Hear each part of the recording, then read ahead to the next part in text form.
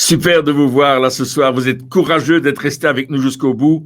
Et j'aimerais lire 3 textes avant de commencer. Le premier, c'est 1 Samuel 16, verset 13. Je vais vous lire. Samuel prit la corne d'huile et oignit David au milieu de ses frères. L'Esprit de l'Éternel ceint David à partir de ce jour saisit David à partir de ce jour et dans la suite. Un deuxième texte dans Colossiens chapitre 1 verset 13, Dieu nous a délivrés de la puissance des ténèbres et nous a transportés dans le royaume du Fils de son amour. Et un dernier verset dans 1 Pierre 2, 9, vous au contraire, vous êtes une race élue, un sacerdoce royal, une nation sainte, un peuple acquis, afin que vous annonciez les vertus de celui qui vous a appelé des ténèbres à son admirable lumière. Alléluia. Mes amis, ce soir, j'aimerais simplement vous donner le thème de mon message. Osez la royauté. Alléluia. Nous parlons que ton règne vienne, mais Dieu nous dit osez la royauté. Vous savez, dans l'histoire de Samuel, vous connaissez, n'est-ce pas, ce qui s'est passé avec David et Goliath qu'on trouve dans le premier livre de Samuel au chapitre 17. Ce Goliath est venu défier Israël. Il était philistin et il était là pour provoquer quelque chose, pour détruire le peuple. Les deux armées se sont mises face à face, chacun sur un côté de la montagne, et dans le bas, il y avait une vallée, nous dit la Bible. Et tous les jours, ils venaient se ranger en armée face à face. Et l'armée des Philistins faisait sortir son champion, le Goliath, plus de 3 mètres de haut. Il avait des bras comme des cuisses. Il portait une ensouple de tisserand. Sa lance était énorme. Et il avait quelqu'un qui portait ses armes, son bouclier avec ses armes sur lequel il était écrit malédiction. Et ce Goliath est venu là, dans le camp. Et quand, n'est-ce pas, ils ont vu ce Goliath qui venait, ils ont eu peur. Et la Bible dit que Saul et tout Israël entendirent ces paroles du Philistin, des paroles de malédiction, et ils furent effrayés et saisis de crainte. Saul et tout Israël s'imaginent déjà esclaves. L'imagination, la mauvaise imagination, quand on a des mauvaises nouvelles, elle est devant Saul et tout Israël.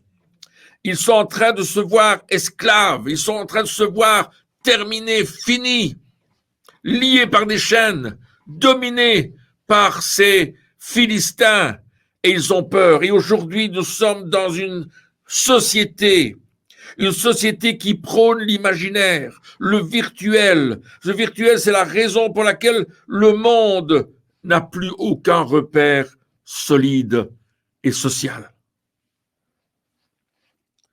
Mais lorsque le royaume de Dieu est prêché, j'ai dit lorsque le royaume de Dieu est prêché, lorsqu'il est démontré, alors apparaît la réalité de la délivrance, la réalité du péché, la réalité de la guérison, la réalité de la vie éternelle, la réalité d'un Dieu vivant qui vit et agit au travers de son peuple. Nous sommes le peuple de Dieu. Dieu nous a oints de son esprit. Dieu nous a ressuscités des morts où nous étions. Il nous a transportés, transfigurés, amenés dans un autre lieu, le royaume du Fils de son amour. Nous sommes déjà dans ce royaume par la foi. Croyons-le, proclamons-le, confessons-le ce soir. Nous sommes dans ce royaume de Dieu. Le royaume de Dieu ne consiste pas en paroles, mais en puissance. Le royaume de Dieu ne consiste pas en paroles, consiste pas dans l'imaginaire, consiste pas dans des discours persuasifs de la sagesse. C'est ce que Paul disait, ma prédication, c'était pas les discours persuasifs de la sagesse, mais une démonstration d'esprit et de puissance. Alléluia, parce que notre foi doit être fondée non sur la sagesse des hommes, mais sur la puissance de Dieu. Aujourd'hui, j'aimerais que vous regardiez la puissance infinie de notre Dieu. Aujourd'hui, je voudrais que vous mettiez votre foi dans la puissance qui n'a aucune limite, c'est celle de notre Dieu. Il a créé les cieux et la terre. Il a dit et la chose a été créée. Il est un Dieu tout-puissant. Alléluia. Nous n'avons pas un Dieu impotent, nous n'avons pas un Dieu malade, nous n'avons pas un Dieu lointain, nous avons un Dieu proche, nous sommes dans le royaume de notre Dieu et le royaume de notre Dieu est un Dieu puissant. Alléluia. Alors oui, Israël avait ce syndrome de la sauterelle. Connaissez le syndrome de la sauterelle? Eux, ils sont trop grands, la situation est trop difficile, nous on est tout petits, on est minuscules, on vaut rien. Le syndrome de la sauterelle, c'est une maladie aujourd'hui pour beaucoup de chrétiens parce qu'ils s'imaginent que tout va mal. Le doute, mes amis, chasse la foi. Le doute chasse la foi parce que les mauvaises déclarations de Goliath sont venues apporter le doute dans tout le pays. Mes amis, osez la royauté aujourd'hui. C'est le thème de mon message et c'est un défi que je vous donne aujourd'hui, malgré la situation, malgré votre situation. Vous savez, Goliath, il est venu pendant 40 jours, 2 fois par jour, matin et soir. Matin et soir, il est venu apporter une mauvaise nouvelle. Venez me battre et on sera soumis à vous, mais moi je vais vous battre. Et dans le camp du roi Saül, tout le monde tremblait, tout le monde avait peur, tout le monde avait...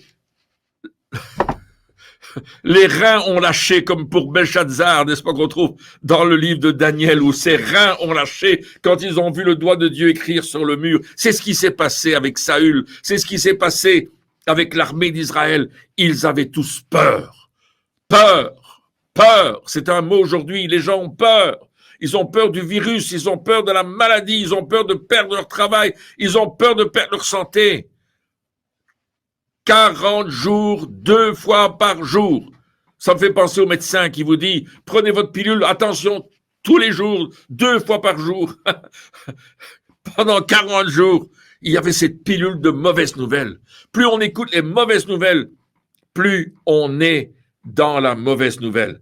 Mais l'onction brise le joug. Souvenez-vous, Samuel a oint David.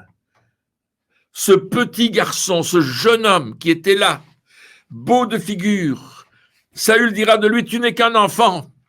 Il était oint par l'Éternel et l'onction brise le joug. Lorsqu'il est arrivé sur le champ de bataille pour aller vers ses frères ont dit, mais qu'est-ce que tu viens faire ici? Qu'est-ce que tu viens ici? Viens, reste pas là, c'est trop dangereux pour toi. Et puis lui, il a entendu le Philistin qui commençait à insulter le peuple d'Israël. Et là, il a parlé au roi Saül, il a dit, mais quel est cet incirconcis? Et je vous dirai pourquoi il a dit cela tout à l'heure. Qui vient défier le peuple de l'Éternel. Quel est cet incirconcis? Et il dit, moi je vais aller et je vais le battre. Pas parce qu'il était orgueilleux, pas parce qu'il se croyait plus fort qu'un autre, parce que l'onction était sur lui. L'onction du royaume, l'onction de la royauté était sur lui, comme elle est sur nous. Dieu a fait de nous des fils et des filles du royaume. Alléluia. Il a fait de toi un fils, une fille du royaume. Déclare-le. Jésus dans ta vie fait de toi un fils, une fille du royaume. Aujourd'hui, je prophétise sur ta vie qu'elle va changer parce que l'onction est là et tu vas défier ces Goliaths, même s'ils viennent pendant 40 jours, 2 fois par jour pour te dire, tu vas être vaincu, je suis plus fort que toi. Va contre lui, que ce soit la maladie, que ce soit l'infirmité, que ce soit des problèmes financiers, que ce soit des problèmes de couple, des problèmes de famille, des problèmes d'enfants, des problèmes de papier, des problèmes d'études, peu importe. Crois l'Éternel. David va proclamer, l'Éternel qui m'a délivré de la griffe du lion et de la patte de l'ours me délivrera aussi de la main ce Philistin. Et Saül lui dit, va et que l'Éternel soit avec toi. Aucun des hommes de guerre, de ces généraux, ne voulait y aller. Mais David, ce jeune homme, beau de figure, encore un gamin comme Saül l'appelait, a dit, moi, je vais aller le battre, ce géant de 3 mètres de haut, qui a la puissance, qui fait peur, qui insulte le peuple de Dieu. Et il a dit, il va déclarer quelque chose, et je le déclare sur vous aujourd'hui, que personne ne se décourage à cause de ce Philistin, que personne ne se décourage à cause de la situation que tu es en train de vivre. Ton serviteur ira et il se battra avec lui. David déclare, je vais aller me battre. Mon cher ami, commence à déclarer, je vais me battre avec lui et je vais le terrasser. Je vais terrasser cet incirconcis. Et je vous dirai pourquoi incirconcis est important. Parce qu'il a insulté l'armée de l'Éternel. Vous savez, la maladie, l'infirmité, les épreuves, les combats que vous pouvez avoir sont parfois et souvent des insultes contre la déclaration de la parole de Dieu qui dit que nous sommes des plus que vainqueurs en Jésus-Christ. Alléluia! Vous savez, on peut discuter stratégie. Saul et ses officiers discutaient stratégie. Ils discutaient de l'arme qu'ils allaient prendre. Ils discutaient de comment ils allaient se battre contre lui, qui allait aller. Mais ils n'avaient pas de solution. Mais David a parlé de son cœur, de sa relation avec Dieu, de sa foi, parce qu'il avait une connaissance des réalités célestes. Et pendant toute cette conférence, on nous a parlé de l'importance d'avoir une relation avec les réalités céleste. Et l'apôtre Paul dira que les armes avec lesquelles nous combattons ne sont pas charnelles, mais elles sont puissantes et elles sont spirituelles. Quelqu'un a traduit autrement, les armes spirituelles que nous avons sont dynamisées avec un pouvoir divin pour démanteler efficacement les défenses derrière lesquelles les gens se cachent. Nous pouvons démolir tous les fantasmes trompeurs qui s'opposent à Dieu. Alléluia. Dieu nous donne les armes de son royaume. Arrêtons de prendre les armes humaines. Arrêtons de prendre des armes qui n'ont pas prouvé leur efficacité. Prenons les armes de Dieu. Nous prions que ton règne vienne. Aujourd'hui, j'aimerais vous dire, osez la royauté. Osez prendre votre place de fils et des filles du roi. Osez aujourd'hui vivre comme ses fils et ses filles de roi. Il a fait de nous un sacerdoce royal. Pas n'importe quoi. Pas un simple sacerdoce. Un sacerdoce royal. Une nation sainte. Un peuple établi pour que nous apportions et que nous témoignions de la grandeur de notre Dieu. Et pour cela, il faut le connaître. Pour cela, il faut aller dans sa présence. Pour ça, il faut aller chez le roi. Il faut que nous goûtions la saveur de la royauté. Osez la royauté, mes amis. Oh, à la fin de cette conférence, je voudrais que vous arrêtiez de penser que vous ne pouvez pas le faire, mais que vous entriez dans la pratique d'oser la royauté. Que ton règne vienne, que, quelle que soit votre situation, utilisez les armes de Dieu. Faites comme David qui va déclarer qu'il va aller battre le géant, qu'il va lui couper la tête et qu'il va le livrer en pâture aux oiseaux du ciel. Alléluia. Déclare ça sur ta maladie. Déclare ça sur ton problème, quel qu'il soit. Parce que Dieu est avec toi. Et il te donne sa force pour vaincre l'ennemi. Vous savez, David ne marchait pas par la vue. Les autres voyaient le géant, ils entendaient le géant parler et défier Israël et maudire Israël. Mais lui, il marchait par la foi. La foi de David, c'était le géant est vaincu, il est par terre, il a la tête coupée, il est mort. Il avait vu ce géant, déjà mort. Il n'a pas marché par la vue. Il n'a pas dit, oh, il est trop grand pour moi. Oh, je suis trop petit devant lui. Il a marché par la foi. Et il est allé sur le champ de bataille. C'est ce que Paul dit dans 2 Corinthiens 5, 7. Car nous marchons par la foi et non par la vue. Ose la royauté, marche par la foi. Commence à marcher par la foi. Commence à croire, à confesser de ta bouche et à croire du cœur la parole de Dieu. Commence à déclarer ce que Dieu veut dire.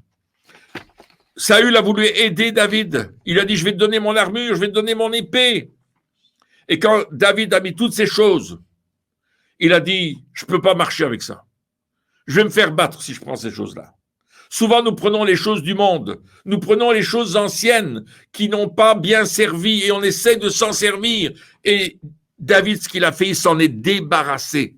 Débarrassons-nous de tout ce qui nous empêche de croire, qui nous empêche de proclamer la victoire, qui nous empêche d'avancer vers Dieu. Débarrassons-nous des mauvais conseillers, débarrassons-nous des mauvaises impressions. Arrêtons d'aller voir ce que notre maladie est sur Internet, de lire tous les commentaires terribles qu'on peut lire sur telle et telle situation. Commençons à lire la parole de Dieu, à croire la parole de Dieu. Il a dit, je ne peux pas marcher avec cette armure, je n'y suis pas accoutumé. Et il s'en débarrassait. Il s'en débarrassa. Marcher avec Dieu, c'est lui faire confiance. C'est avoir une confiance aveugle, une confiance totale dans ce que Dieu a promis. Voici ce qu'il est écrit dans 1 Samuel 17, 40.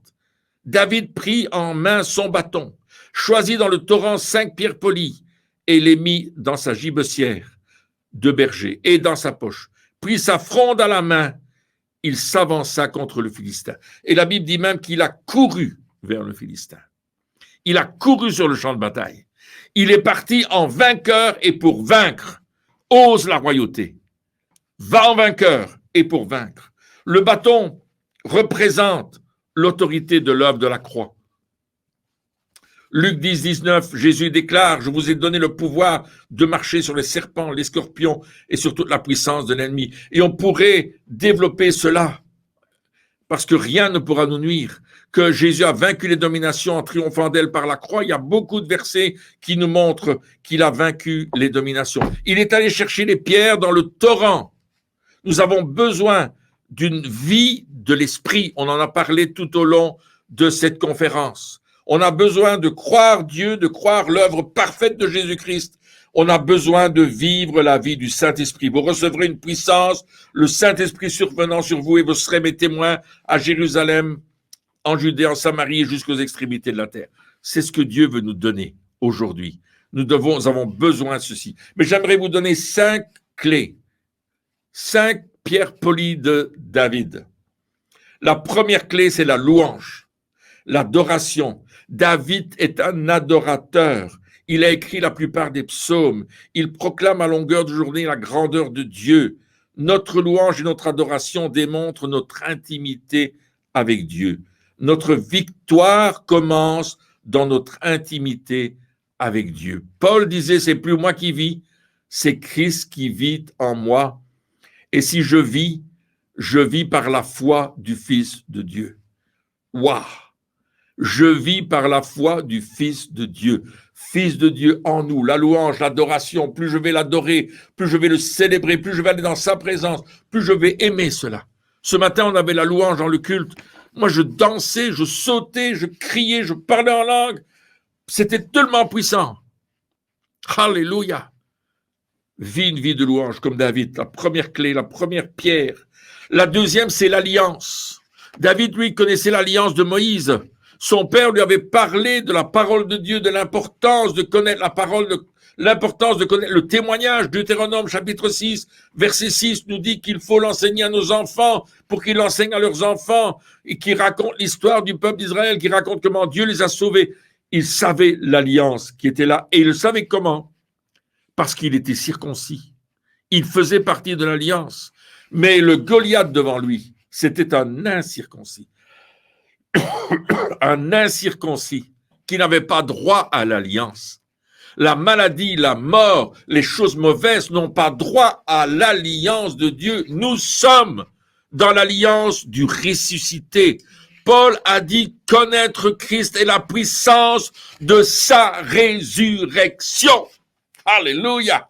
Dieu veut que nous entrions dans ce domaine de connaître et de vivre l'alliance dans laquelle nous sommes. Et je vous ai lu ce passage, il nous a délivrés de la puissance des ténèbres et il nous a transportés dans le royaume du Fils de son amour, en qui nous avons la rédemption et la rémission des péchés. Alléluia. Dieu nous a transportés dans le royaume du Fils de son amour. Je suis dans l'alliance, je suis dans le cœur du Père. Alléluia. Et Dieu même, Dieu t'aime. La louange, l'alliance, le discernement spirituel. David, en voyant Goliath, n'a pas vu un géant, il a vu l'œuvre de l'ennemi. Il a vu Satan qui s'exprimait à travers un incirconcis. C'est ce que nous allons voir. À travers les déclarations de l'ennemi, nous devons voir, nous devons discerner. Dieu nous dit nous devons discerner les puissances des ténèbres. Paul dit, n'avons pas lutté contre la chair et le sang, mais contre les dominations. Il est en train de nous parler du lieu spirituel, contre les autorités, contre les princes de ce monde de ténèbres, contre les esprits méchants dans les lieux célestes. Le discernement. Il a vu l'ennemi. Il a vu l'ennemi venir vers lui. Alléluia. Quatrièmement, la déclaration de foi. Wow! David sait qu'il va vaincre ce géant. Il en a une ferme assurance, une conviction profonde. La foi, c'est la ferme assurance, la garantie des choses qu'on espère, une démonstration de celles qu'on ne voit pas. Oh, alléluia! Si tu veux voir pour croire, c'est plus la foi, tu n'as plus besoin. Mais si tu crois, tu vas voir. Si tu crois, tu vas voir la gloire de Dieu. Si tu crois, tu vas voir la puissance de Dieu. Si tu crois, tu vas aller de l'avant et tu vas renverser les puissances des ténèbres. Alléluia! Ose la royauté aujourd'hui. Rentre dans ce domaine du roi des rois et du seigneur des seigneurs. Il va faire une déclaration. David dit aux Philistins, 1 Samuel 17, 45 à 47. Tu marches contre moi avec l'épée, la lance et le javelot. Et moi, je marche contre toi au nom de l'Éternel des armées, du Dieu de l'armée d'Israël, que tu as insulté. Aujourd'hui, l'Éternel te livrera entre mes mains. Oh, mes amis, commencez à déclarer aujourd'hui cette maladie va cesser. Aujourd'hui, c'est le temps où elle est arrêtée, comme disait Donato hier. C'est le temps où c'est terminé. La date d'expiration est arrivée. Aujourd'hui, il te livrera entre mes mains. Je t'abattrai et je te couperai la tête. Aujourd'hui, je donnerai les cadavres du camp des Philistins aux oiseaux du ciel et aux animaux de la terre. Et toute la terre saura qu'Israël a un Dieu. Alléluia. Et toute cette multitude saura que ce n'est ni par l'épée ni par la lance que l'Éternel sauve, car la victoire appartient à l'Éternel et il vous livre entre nos mains. Waouh! Il a déclaré la victoire. Commence à déclarer la victoire sur ta situation, quelle qu'elle soit. Commence à déclarer que Dieu est victorieux sur ta situation et que toi-même, en tant que fils du roi, tu es victorieux, tu es revêtu de ce manteau royal dont Bishop Claudio nous parlait tout à l'heure. Tu es revêtu de cette autorité dont on parlait dans notre groupe de discussion cet après-midi. Et la cinquième pierre, c'est la mise en action par la foi. Et c'est cette pierre-là qui va tuer le géant. Cette pierre-là, la foi transporte les montagnes. La foi change les choses. C'est cette pierre-là. David courut sur le champ de bataille à la rencontre du Philistin. Il mit sa main dans la gibecière, il prit une pierre et la lança avec sa fronde. Il frappa le Philistin au front. Et la pierre s'enfonça dans le front du Philistin, qui tomba le visage contre terre. Ainsi, avec une fronde et une pierre, David fut plus fort que le Philistin. Il le terrassa et lui ôta la vie, sans avoir d'épée à la main. Il courut, s'arrêta près du Philistin, se saisit de son épée qu'il tira du fourreau, le tua et lui coupa la tête. Les Philistins, voyant cela, ils s'enfuirent partout. Alléluia. La victoire était totale. Mes amis, notre Dieu nous a dit que la victoire est totale. Non seulement pour nous, parce que nous sommes oints. Nous avons été transportés dans le royaume du Fils de son amour. Mais il a fait de nous un sacerdoce royal, une nation sainte, un peuple établi pour annoncer les vertus de Dieu. Aujourd'hui, Dieu te dit, ose la royauté. Et commence à prêcher l'évangile, commence à vivre l'évangile, commence à sortir des ornières dans lesquelles on s'est trouvé pendant trop de temps et vit pleinement l'évangile du Seigneur. Alléluia. La Bible dit ceci. Allez, prêchez et dites, le royaume des cieux est proche. Ou une autre traduction dit, le royaume céleste est accessible, suffisamment proche pour être touché. Et quand tu vas aller quelque part, tu vas prêcher le royaume, tu vas toucher ce royaume céleste, accessible pour être touché. Et il continue de dire, vous devez continuellement apporter la guérison aux lépreux et à ceux qui sont malades, et prendre l'habitude de chasser les démons, de délivrer les démoniaques, de ressusciter les morts. Vous avez reçu gratuitement le pouvoir du royaume. Écoutez bien cette traduction. Vous avez reçu gratuitement l'autorité, le pouvoir du royaume. Alors, donnez-le librement aux autres. Vous n'avez pas besoin d'argent. Vous pouvez voyager léger et croire que Dieu le fait pour vous. Osez le royaume de Dieu. Il y a plusieurs personnes qui disent, moi je veux oser le royaume. Plusieurs sont prêts à dire, moi je veux rentrer dans ce royaume. J'arrive à la fin de mon message, mes amis. À la fin de cette conférence, il est temps d'oser le royaume. Il est temps que tu proclames sur ta situation, sur ce que tu vis, que tu es une fille, un fils de Dieu. Et si tu n'es pas encore, si tu n'as pas la certitude que Jésus est ton sauveur, alors invite-le dans ta vie. David avait écrit ce beau psaume, qui est le psaume 23, « L'Éternel est mon berger, je ne manquerai de rien », etc. Et vous connaissez ce psaume extraordinaire, on le cite tout le temps. Et un jour, il y avait un artiste qui devait répéter ce psaume devant un public. C'était un concours. Et il était vraiment doué, cet artiste. Et il a déclamé le psaume 23. Et à la fin, tout le monde a applaudi, tout le monde a dit « Oh, c'est super, t'es bien !» Et puis est venu un monsieur d'un certain âge, barbu, les cheveux blancs. Il s'est assis et il a dit le psaume 23. Et à la fin, personne n'a applaudi. Tout le monde avait les yeux pleins de larmes. Et on a posé la question à cet artiste, mais comment se fait-il que cet homme nous a tellement touchés avec ce psaume? Et l'artiste a dit, moi, j'ai déclamé le psaume, je l'ai lu, je l'ai apporté avec ce que j'étais, mais lui, il connaît le berger. Est-ce que tu connais ton berger? Est-ce que Jésus est ton berger? Est-ce que tu veux entrer dans ce royaume? Est-ce que tu veux donner ta vie pleinement à Jésus ce soir?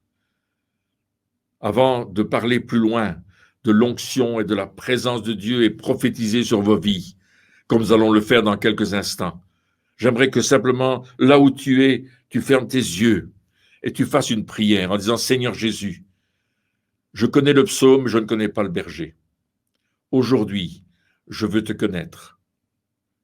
Je veux te demander pardon pour mes fautes et mes péchés. » Dites-lui, je viens à toi tel que je suis. Et je te reçois comme celui qui me pardonne mes fautes et mes péchés. Seigneur, fais de moi ton enfant. Fais de moi une nouvelle créature. Aujourd'hui, je le veux, je le désire, je te le demande, je t'en supplie. Je ne le mérite pas, mais tu as payé le prix pour moi. C'est la raison pour laquelle je veux te recevoir comme mon sauveur et je veux faire de toi le Seigneur de ma vie. Fais cette prière. Fais-la. Répète-la encore. Je fais de toi mon sauveur et le seul Seigneur de ma vie. Et laisse-le régner sur toi maintenant. Plusieurs personnes qui ont fait cette prière ressentent la présence de Dieu. Reçois cette présence de Dieu dans ta vie. Maintenant. Alléluia.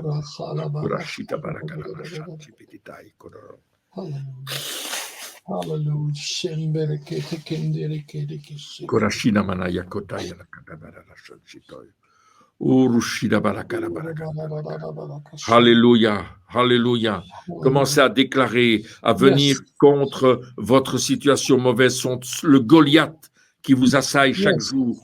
qui est en train de vous défier, viens contre ton Goliath aujourd'hui. Ose la royauté, ose prendre ta position, ose prendre la position d'un fils, d'une fille de roi et de déclarer la victoire que Dieu a déclarée pour toi en mourant sur la croix, en étant mis au tombeau et en ressuscitant le 3e jour. Aujourd'hui, il est assis à la droite du Père et il intercède pour toi. Il agit avec toi. Il marche avec toi. Au nom de l'Éternel des armées, maintenant, déclare sur ta vie, déclare sur ce Goliath, je vais te vaincre au nom de Jésus. Je vais t'abattre au nom de Jésus. Je vais te tuer et te couper la tête. Quel que soit ce Goliath, que ce soit une maladie, que ce soit une infirmité, que ce soit une situation difficile, que ce soit un moment douloureux dans ta vie, que ce soit un cancer, que ce soit une maladie incurable, que ce soit un problème spirituel ou moral, que si c'est une dépression, ou ce monsieur qui nous a écrit tout à l'heure qui avait la malaria, que ce soit la malaria, que ce soit n'importe quelle maladie, aujourd'hui, dans le nom de Jésus,